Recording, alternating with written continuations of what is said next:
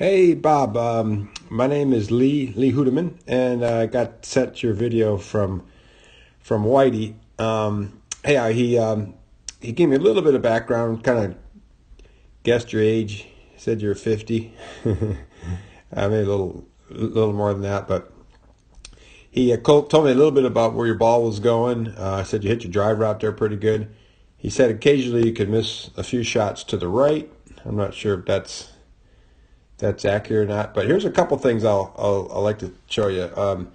He's going to send me another video of you kind of down the line. So from where the ball is, looking past your ball to the target line. Right here we call this face on. But if I get a down the line view, I would guess what's happening is you get kind of that club and arms getting in a little bit more behind you. So your arms are kind of swinging, kind of back behind you a little more. Okay, so that's kind of a common thing is guys like to turn right away and get the club, kind of get that club sucked inside. And the reason I say that, I guess that's happening because watch, as you get up in this part of your swing, your turn really all over is kind of stopped. I don't quite see the hips turning, and I don't quite see it allow the rib cage to continue to turn. And watch how, because of that, watch how you kind of lift. Okay, as you go back, see how you kind of lift, and then look at how your head and your kind of whole torso gets a little bit more kind of on a little bit more of a reverse pivot, a little more of a tilted.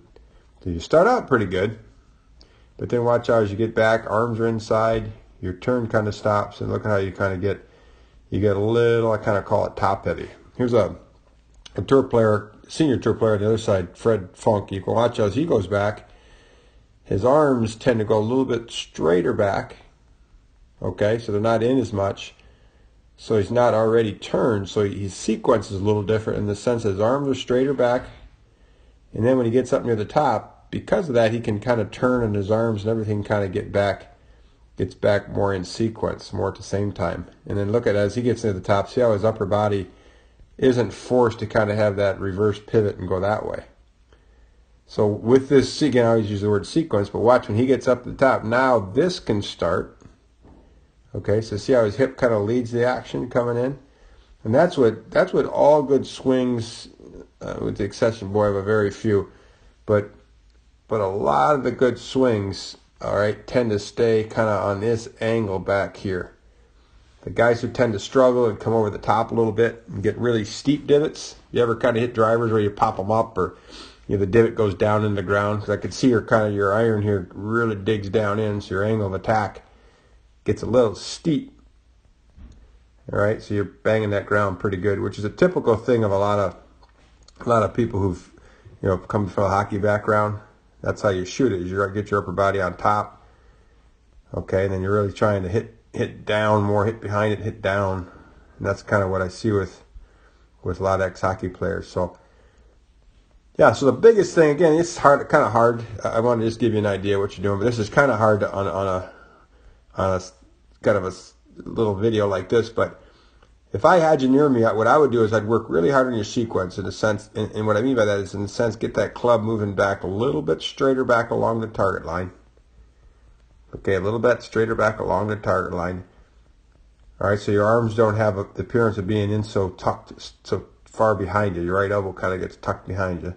Because what happens is right from there, you really are forced to either swing with that length of swing, which nobody does, or what everybody does is they kind of keep going back, but it forces their body to kind of lift.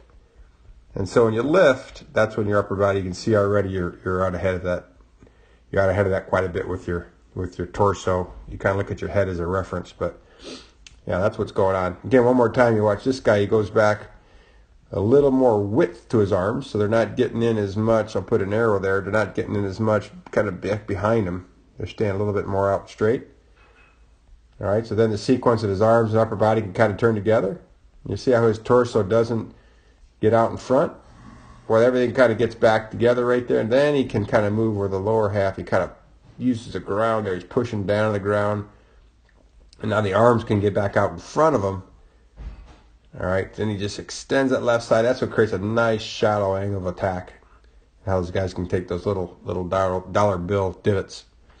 But so yeah, that gives you an idea. That's what I would work. And if you can get with somebody out in your area and get on a launch monitor, like a track man, he can kind of show you what the path and what the what the face angle looks like. But yeah, that's what it is. It's just getting the arms. Don't get them back so far inside so early. Try to get more width. And then as you go up, try to get out of that lifting and that leaning forward with your torso. So it's a kind of a sequence thing.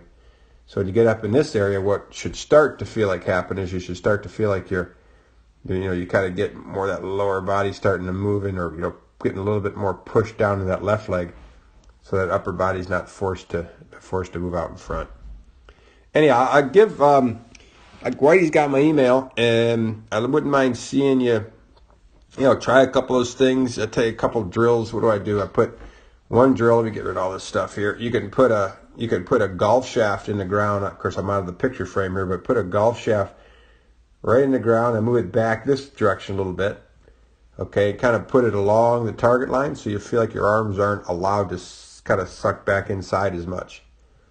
All right, that'll get you out of getting those arms inside. That's the very first thing that you would need to do to kind of get out of that tipping forward with your upper body. All right, then once you get up in that area, then you want to start to feel like kind of get a little ground pressure in that left leg. Some people call it getting the lower body moving first. Then your upper body won't look like it leans to the left. Got a little bit of a reverse pivot to that.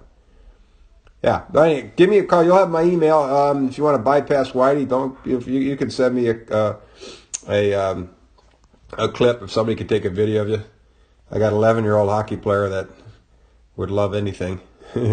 So if Whitey said you mentioned you could send something, that'd be great. If not, that's fine too. But more than happy to help you out. All right, let me know if you got any questions. I hope that little bit helps you out.